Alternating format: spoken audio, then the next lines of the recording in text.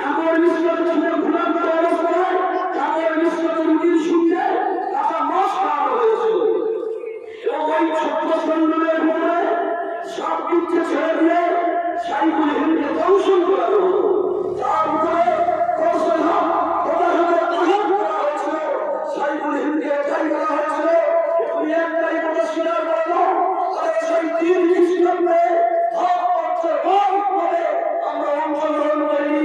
তিনি বললেন আমাকে যদি পুড়িয়ে যদি অতল সমুদ্রে বাস করে ছেড়ে দেওয়া হয় প্রত্যেকটা সময় থেকে ইংরেজের বিরুদ্ধে অর্জনের আওয়াজ আমরা করি তাই আসলে আমি বলতে চাই চিরসুন্দর ভাবে যখন পরিবারের দেবতা বসে কি চাকরা বিষয়ে পরিবেশ বিষয়ে আসল বিষয়ে বন্ধ যায়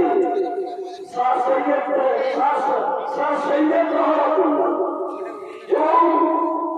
সায়েন্স